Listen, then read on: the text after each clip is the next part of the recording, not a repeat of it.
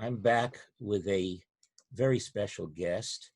I'll just read a couple of lines because he really needs no introduction, but I'm going to introduce him anyway. My friend David Suissa is president of the Tribe Media Jewish Journal, where he has been writing a weekly column on the Jewish world since 2006. In 2015, he was awarded first prize for editorial excellence by the American Jewish Press Association. Prior to Tribe Media, David was founder and CEO of Suissa Miller Advertising, a marketing firm named Agency of the Year by USA Today. He sold his company in 2006 to devote himself full-time to his first passion, Israel and the Jewish world. And I am thrilled, David, that you agreed to join me. How are you, my friend? Thank God, I'm doing great. It's great to be here, Mike. Thank you, thank you. Obviously, we are in August now, in the middle of this pandemic, which has been around the world now for like half a year. We're in Los Angeles, and how are you coping? It's a mixed bag. There's darkness and light dancing together, and I go back and forth. I see the devastation throughout the country and the world. Over 150,000 people died. I see millions and millions of people that have lost their livelihood. And at the same time, I see that my situation personally is good, but I try not to close my eyes to the pain that's happening around the world. Um, and so it's a really mixed bag. It's almost a schizophrenic situation where I don't want to allow myself to be too happy and comfortable in my own life, where I get to do the job I love all day long. I get to be with my daughters, and I get to take my 2 walks a day in this beautiful weather. I try not to let that dominate my life. I try to constantly remind myself that there's an enormous amount of pain out there. There's also the pain of uncertainty that so many of us don't know. I have friends of mine who lost their businesses, who lost their jobs, other friends who were in the ICU. So it's really unlike anything I've ever experienced, Mike. Well, I think that so many of us can just identify exactly with what you just said. Certainly, I feel that we are blessed. We are the lucky ones when I see the pain and tragedy that's going on around us, not only in the United States, around the world. And it's, I kind of think of it as a biblical plague that's just descended upon us. It's like biblical. I mean, I think back 6 months ago, if you had told me that we would be talking about this now and be living in this kind of twilight zone, I'd say, it's a bad dream. But 6 months later, and life will never be the same. And so, I try and do what I can uh, to try and be helpful to others in any way I can. I'm starting, I started this YouTube channel just to be able to speak and meet and schmooze with my friends, because we can't meet. I mean, we can't get together. So this was something that I decided to do. I'm going to be doing this now with my friends in Israel, and we're going to be doing this in order to help the myriad of artists and entertainers and actors and producers and directors in my industry in Israel that some of them, unfortunately, and some of them are major stars in Israel that have nothing to eat. I mean, it's gotten really that bad. So I'm going to try and help in that way. But yeah, we have to get used to a new reality, and it's going to take a while. And I think it's one of the deepest human instincts, Mike, is to figure out what to do. As human beings, the survival instinct is the deepest gene we have. And no matter how horrible things get, we must survive. In the uh, concentration camps, there were Jews that were trying to celebrate Pesach in the concentration camp that were trying to keep their humanity. We're going through an extremely primitive moment in human history right now where we are stopped, blocked from hugging our friends. I can't have coffee with you right now and hug you like we always do every time I see you. I can't do that. So they've taken one of the most essential aspects of humanity, which is this ability to get together with other human beings, and they have wrenched that away from us. It's as big a challenge to our humanity as I've ever seen. And at the same time, we fight back. What you're doing right now to help the entertainers in Israel is a sign of deep, deep humanity, which is I cannot sit here and wallow in negativity and darkness and despair. I cannot. That's not the human way. I spoke on my podcast this week on the, if I had to pick one word to describe the Jewish experience, I would use the word resiliency. No matter what has happened in our long, long history, whether a temple got destroyed or whether it was pogroms or whether the Crusades or the Holocaust, for some reason, we always were able to stand back up. Last Thursday was the darkest day of the Jewish year. It's Tisha B'Av, when we Yeah, yeah. commemorate the horrors, the tragedies, and the destruction of our history. And then look at what happened, Mike. 6 days later, it was Tu B'Av. It was the day of love. Love, the day of love. The Yeah. day of love, and love represents creation. There's nothing higher than love and creation. We go from the darkness of destruction, commemorating destruction, to the light of celebrating love and creation in 6 days, right? And in between, there's Shabbat. Shabbat, which is the holy moment of the week that enables us to reconnect with our humanity. So those three events for me represent Jewish resiliency, where we have the ability not to whitewash darkness, not to sugarcoat it, and not to ignore it. We face it head on. We even sit down at Tisha B'Av in our mourning, but we also don't allow it to devastate us and to paralyze us. And after we sit down for Tisha B'Av, we stand up again, and we stand up and go through Shabbat. So by the time we get to Tu B'Av, we've earned the right to celebrate love. Those three moments for me represent Jewish resiliency. And the fact that what has sustained and characterized our people throughout the millennia, the fact that we can cry and laugh at the same time. Jewish humor, even in the darkest days, even in the concentration camps, there was always some form of humor to lighten the darkness, and we're able to laugh. It's what sustained us for so many. I have a friend who is 100 years old now. She is a survivor of the camps and of the death marches. And she told me when I call her once in a while, she says, "Oh, Michael, this is nothing compared to what we survived. So we'll get, we will overcome this as well." But it's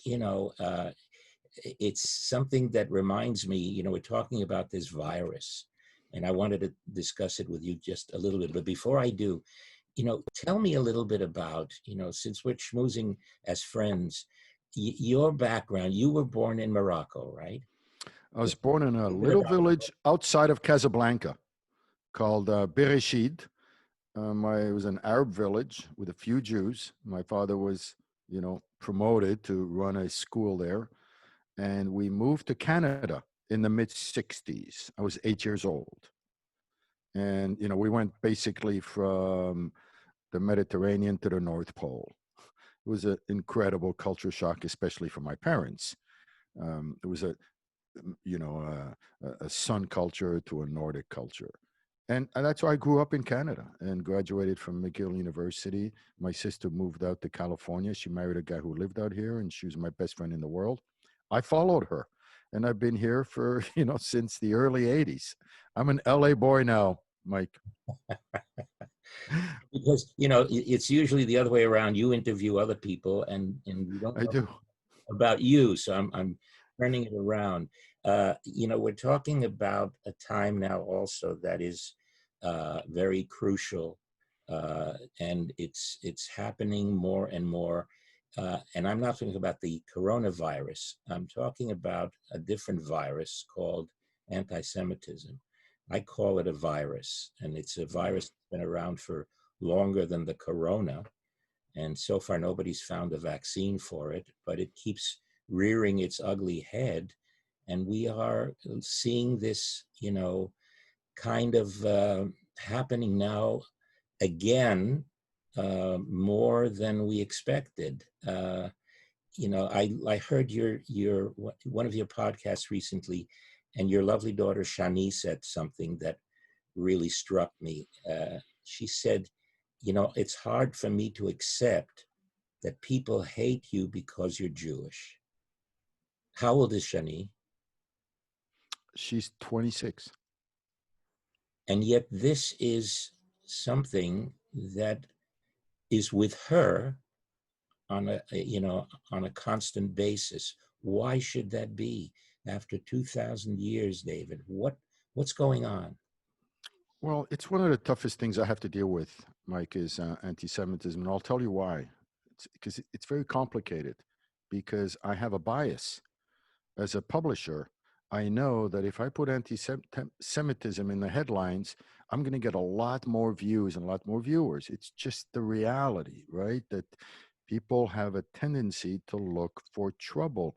That comes back to the days when, where the human brain is wired to protect itself. So when the tiger that comes to attack you is more important than you picking the beautiful berry in the fields. So we're always going to have that bias of looking for trouble. And God knows the Jews have that bias. Social media has made this virus of anti-Semitism even more prevalent. So I'm dealing with that. So on the one hand, I want to cover the Jew hatred that is there. And on the other hand, I want to make sure I don't exploit fear and I don't just spread hysteria. I want to create this kind of nice balance. One of the toughest parts of my job, because we can't forget that America has been the most welcoming country outside of Israel, for the Jews. You spoke about entertainers. And I have a theory that the American Jews who combated anti Semitism the most were the comedians. There's nothing like making somebody laugh to gain their affection. You know, if I'm a lawyer, I'm a doctor, I'm a social activist, I earn your respect. But if I make you laugh, I earn your affection. And if you go back 100 years, God knows I've read books on this. Hundreds and hundreds of Jewish comics from the turn of the century with George Burns, hundreds of them. And there are so many books on this that fascinate me. I've actually said this to Mark Schiff, who sent it to Seinfeld. I've written columns on this. I have an incredible attachment to Jewish comedians. And in a certain way, the way they have fought anti Semitism is not by complaining about it. They fought anti Semitism by building a kind of pro Semitism, which is look, we're able to make fun of ourselves, right? We made America laugh for decade after decade. And you know them as well as I do. So on the one hand, yes, I do want to fight anti-Semitism. I do want to support my daughter. We should condemn the anti-Semites, the Farrakhands, and all of it, and whether it's from the right or whether it's from the left.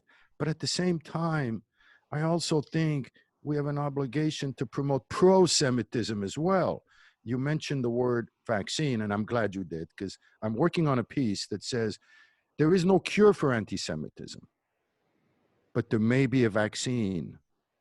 And the vaccine for me is to reinforce my pride in my Jewish identity and my knowledge of my Jewish story.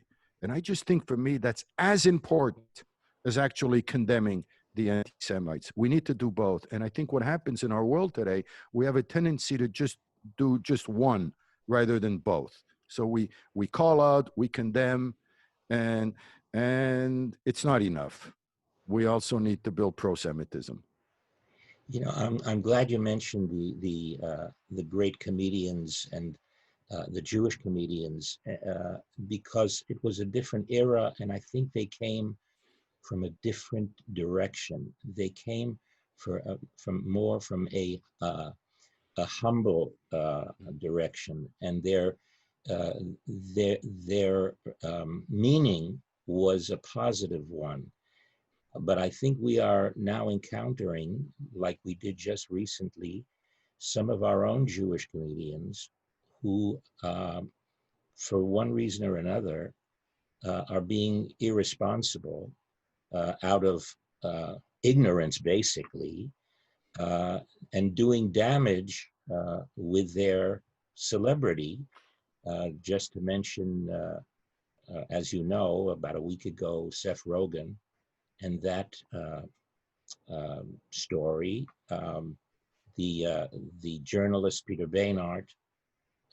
Sometimes our own people are our worst enemies. Uh, but then again, you have people like Brett Stevens that balances out a little bit. I don't want to go into all that now, but the bottom line is, I will never forget. Uh, there's one simple thought that we all have to remember when we're talking about anti-Semitism and anti-Zionism, which is basically the same thing, just concealed in a different way. I was part of the first March of the Living in 1988 when we first went to Poland, to Auschwitz, and then we marched across the bridge to Birkenau. It was the first one, and I was fortunate to be there. And we were standing by the crematoria, and so many leaders were there. Rabbi Lau was, of course, there, and Bibi arrived uh, at the scene. He flew in especially, and he said something that will always remain with me. That we have a message. There's a message that comes out of this spot, holy spot where we're standing. That a defenseless Jew is a dead Jew. It's as simple as that. And that's always, when people talk to me about, complain about all these stories that they've heard, and it's out of ignorance because they don't know what they're talking about. You have to remember that I, as a Jew, as a Zionist, as an Israeli American, that's my ultimate thought. We cannot ever be defenseless anymore. And that's the message for me of Israel. You know, Mike, you are in that category of my friends that I adore because you're the entertainers, and you love regardless of politics. What I love about entertainers, you don't get into politics. You have pure love. Your connection with Israel, with the Jewish people, is just pure. You understand there's politics in life. Sometimes it goes here, sometimes it goes there, but your love is independent. Here in America, all right, we become very, very comfortable. All right. And when you get comfortable, you have the luxury. And one of those luxuries is to criticize, right? So it's become a real big Jewish value. So the idea is I'm a Jew, I'm pro Israel, but I have the right and the obligation to criticize Israel because Israel is the state of all the Jewish people in the world. So go with that starting point. I think the real problem happens because we went from tough love to love tough. All right. Here's tough love. Your kid makes a mistake in school, a bad mistake. So he comes home and now you have to reprimand him. So you tell him, look, it was really wrong what you did, my son. Really wrong. And you shouldn't blah, blah, blah. Right. But you know where you end it, Mike? You end it with love. You said, it was wrong, but I want you to know I love you. I love you. You end with love. Imagine if, I love you, son, but what you did was really wrong and you end up on the dark point. And I think in America, the criticism is very much in the love tough part. It's not, they call it tough love, but it's not. It's love tough, which is, yes, Israel has a lot of good things with startup nation and they have a lot of problems with terrorism and the neighborhood that they have, but and whatever comes after but is what somebody really wants to say. But it is horrible the way they're treating the Palestinians. It is horrible that they're violating the values of the Declaration of Independence. And what somebody says, when somebody asks you, can I please borrow some money? A good friend of yours. And the guy says, well, I would love to. You're my best friend. I adore you. There's nothing I would like more. You're not really listening because you're waiting for the but. And he says, but I really can't do it right now. Whatever comes after but is what really matters. And in America, it's what comes, and what comes after the but is Israel is a big bad country that makes an enormous amount of mistakes. It's not, you don't end on love. When you talk about Peter Beinart and the classic Israel critics that we see, they end on the tough part. They don't end on the love. So when they tell me how much they love Israel, I, you know, I say, wow, that kind of love, you know, it's not really tough love. And this is what's happened now. Criticism of Israel has become almost fetishized, where it's the only thing that it's your whole relationship with Israel is based around criticism. And the idea of love that you and I share is seen as an unsophisticated, um, unacademic, uninteresting, boring kind of idea. Yes, yeah, let's just get it out of the way. Yeah, of course I love Israel. But, and this is a really important distinction, there are the greatest writers for me, they don't do but, they do and. Mika Goodman, Yossi Klein Alevi, they say, you know, Israel makes mistakes and I love Israel. Israel has this challenge and this. It's and, not but. Those are the real thinkers. I have a lot of respect for the writers who come out of Israel because they feel the consequences of all these decisions. And it's so easy for me, you know, to sit here in Beverly Hills or Beverly Wood and just tell Israelis what I think is best for them. In Israel, you know what a safe space is in Israel? A safe space is a room with really, really thick concrete. In America, a safe space in a university is a little room where you don't have to listen to this little piece by Mark Twain because you feel endangered by this Shakespeare play or by this little phrase, and this microaggression shrivels you into fragility, and then you're looking for safe space. In Israel, they have a real safe space. I don't know one American, Mike, not one. I've never met an American who had 12 seconds to run into a bomb shelter. Not one.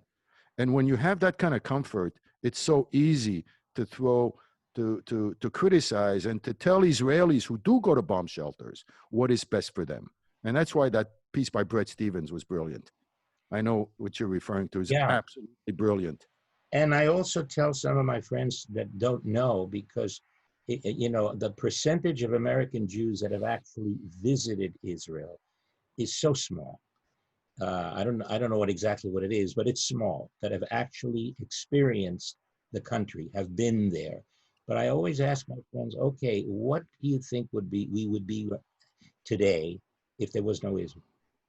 Imagine today, okay, 1948 didn't happen. What what do you think we'd be? What situation we'd be today, the Jewish people, if there was no Israel? Well, You know, imagine that. it's hard to imagine, my friend. It's hard to imagine. I think, you know, we got, we fell into a bad situation in the past few years. America used to be a country where being successful was really valued.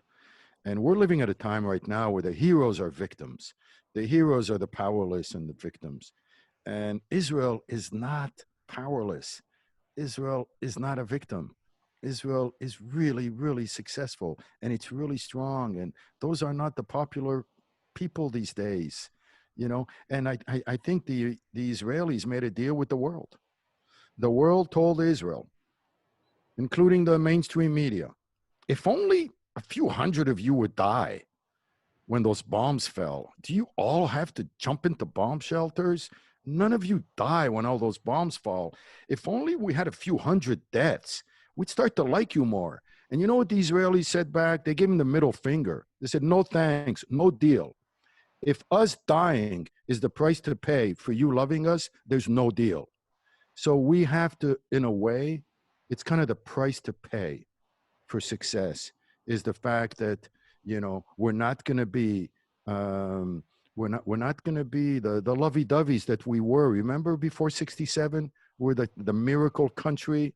Remember, we were the underdogs. We were David to Goliath. After the 6-Day War of 67, we were celebrated, you know. And then all of a sudden, we decided Israel had to defend itself against the enormous amount of enemies surrounding it. and we became stronger. We became more successful. And the perception is that we're a Western country that's white. We're not white. When you say people going to Israel, there's 100 different nationalities in the IDF. Israel is a multi-ethnic society, but we're paying the price for our success. And if you ask me, if I had to pick, do I want to be on the side of Israel, or do I want to be a permanent victim that sleeps in a tent for 3 generations and eats hummus? I'll take Israel. I'll take Tel Aviv, the greatest city on the planet. Look, I, as a young man, I was in the Six-Day War, and we always said afterwards, oh, we were all loved when we were the victims. We were the weak, Israeli victims, and everybody loved us. I'd rather be hated and not be a victim anymore.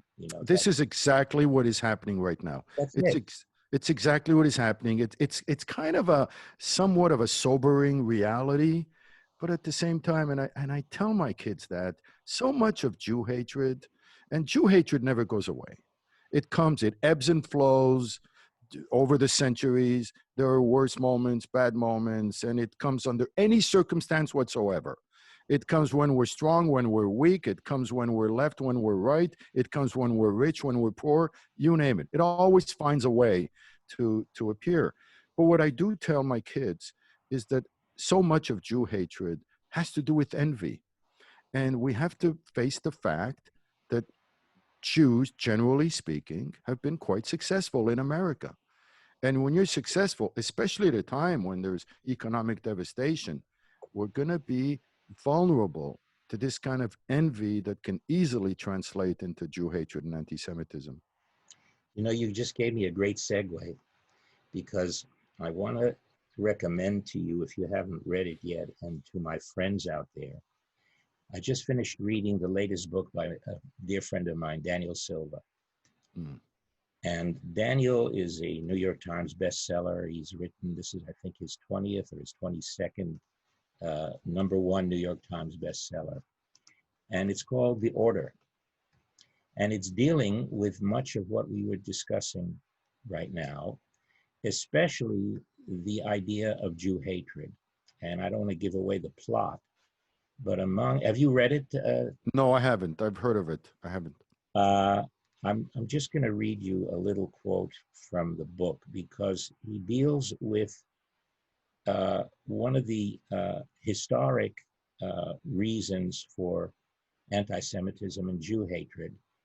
And among them are the Gospels.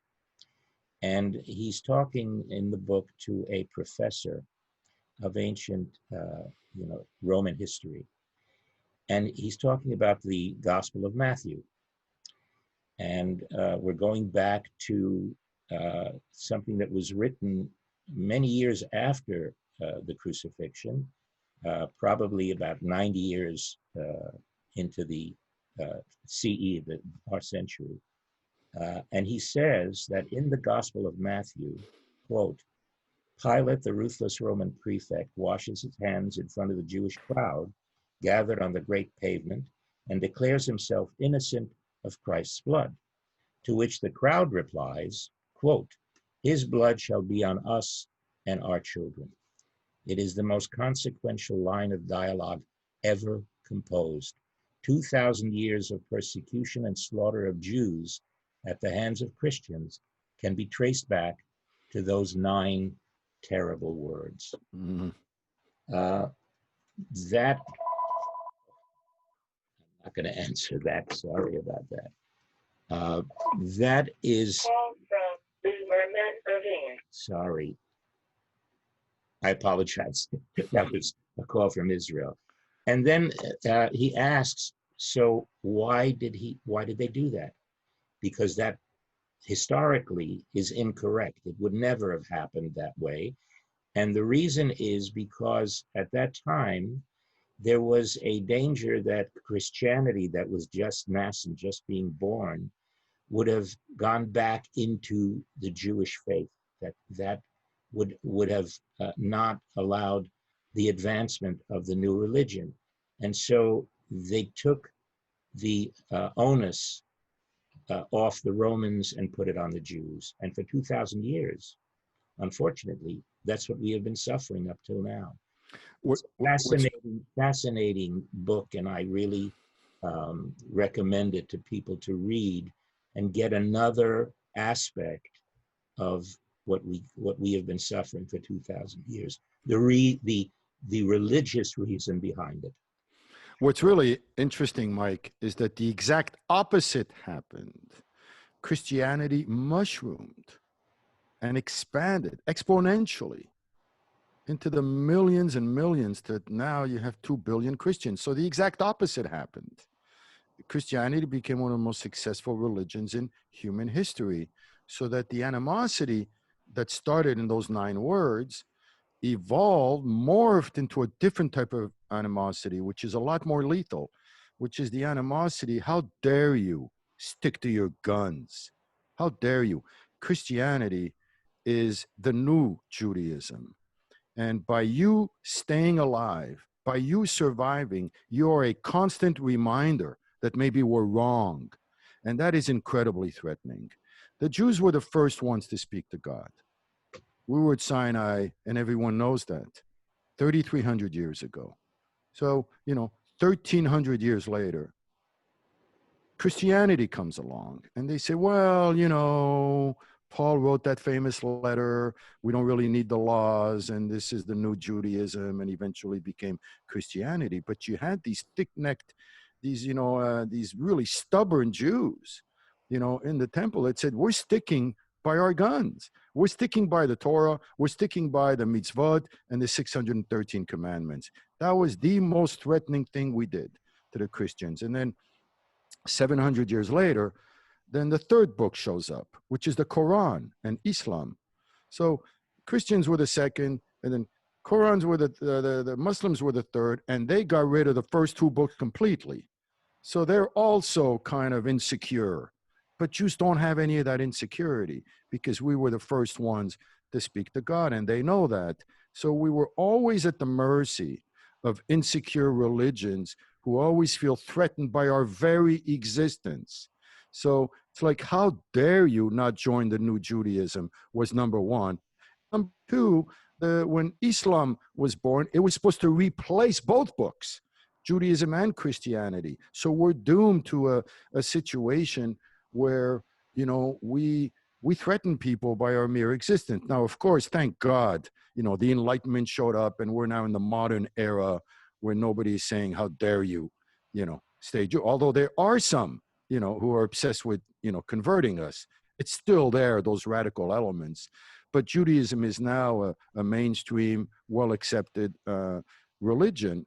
But that is the beginning of centuries and centuries and centuries of Jew hatred from the Christians. And that's why anytime we had suffering, they would use it as proof that God is punishing us because we didn't move over, right? So there was a almost kind of an insidious correlation that was made between our suffering and claims to godly wishes. But in the end, we prevailed, Mike. And I think the point I made earlier on resiliency, this is part of our journey. Is part of our resiliency is being able to take those knocks and never, ever despair. But it brings home to me so much, importantly, the importance of words. That words matter, and that's what you do so importantly and so brilliantly with the Jewish Journal and your writings. That those 9 words have haunted us. Our suffering for 2,000 years can be traced back to 9 words. And words are important. So when people talk and write, they have to remember there's, forget it, he didn't mean what he said. That's not true. Every word counts. So I'm so grateful for the words that you write every week, and please continue doing it, because we need you more than ever. And when you say you can't hug me, I'd love to hug you, but my great frustration that I can't hug my grandkids. That Oh my God. I have a grandson, Mike, that's born in Israel. uh, He's 3 months. I, You believe it? He's in Sfat. My first grandchild is a grandson who was born in Israel, and he's three and a half months. And you see him via Zoom. Every day I get pictures and films, and God bless him, and I can't wait to I pick him up. know. What's his name? Yitzhak Rachamim. Yitzhak Rachamim. Is that beautiful? Well, the Rachamim is the most important part of that. Amen. Amen. Yeah. Shirachem al kulanu. Thank you. Thank you. It's been such a delight, David. I've wanted to do this for a long time. So I'll be putting this up on my channel. The channel is open to everyone. It's not a commercial channel by any means. I just want people to join us and all my friends and listen to our chats and our schmoozes because until this pandemic is over, this is, unfortunately, the media that we have to use. And I love what you're doing, Mike. I love what you're doing. I was speaking to a friend of mine. Her father passed away, and she was devastated because she couldn't have a regular funeral where you get the solace and the comfort of hundreds of people coming to hug you, and then a week of shivas with so many people, and touch and physical presence is inherent to the mourning experience and the grieving. And she was devastated at the fact that it wasn't going to happen. And you know what happened? Something extraordinary happened. She was pleasantly surprised that with the Zoom experience of the funeral and the memorializing, hundreds of people from around the world were able to participate. And I realized that even in this time of crisis, when all we have is what you and I have right now, which is Zoom, I think it almost focuses on the essential of our humanity, which is this is our humanity is coming across right now, which is the essence. And this is what she felt. She felt that human love and humanity came through despite the fact that they were not physically present. Ironically, sometimes tragedy also is accompanied by something positive comes out even out of the worst tragedies. We're So making a greater effort yeah. right now. We're making a greater effort to reach out. Maybe we would not have had this conversation today had it not been for the disaster that and the calamity that we're going through. I think if I had to name one idea since I started my podcast 75 episodes ago, 4 months ago, the one idea that stuck with me the longest is it was from Rabbi Leader in LA. And he said, if you have to go through hell, don't come out of it empty handed. Hmm. And we're going through a type of hell right now, a really dark tunnel. And let's see if we can come out of this dark tunnel as a better father, a better husband, a better friend, a better Jew, a better son, a better neighbor. That for me uplifts me. That's wonderful. That's wonderful. That's our challenge. And for me, it's also I always look for an incentive. Now that it's been 6 months, we're not working. There's Oh, no work for us in the entertainment industry. It's really tragic. But I look for an incentive to get up in the morning because otherwise, why bother? mm-hmm. And we always need to look for that incentive. You know, that's what keeps us going. Uh, David, please, share this. I'd love people I to, will. as many people as can watch the channel. I'm going to be doing one for my friends in Israel, and that people will have to donate in order to see that, so that it will benefit the people in the entertainment industry in Israel. Thanks so much for joining me. I really appreciate it. My Oh yeah. pleasure. Well, before we go, I always ask my friends if I were to ask you for one individual who inspired your life, I'd like to know who that would be. Wow. Well, he he died many years ago. Abraham Lincoln. Wow. Yeah, I mean, I've been in love with Abraham Lincoln for decades and decades. I read everything I can about him. He suffered so much. He married a woman he didn't love. He lost two children. He he loved humanity. He loved America, and he had to go through. He had to see 600,000 of his fellow countrymen die through the war. He was able to transcend himself for some greater need, and it's like he saw 200 years down the road I don't want to leave a country where you have 50 countries warring against each other.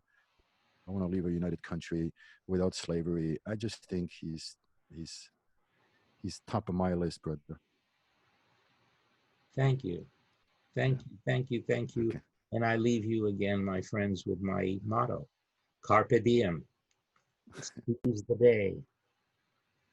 Amen. Amen. Thank you so much, Mike. I enjoy doing this. Thank you. David. Shalom, God bless. everybody. Shalom. Bye bye.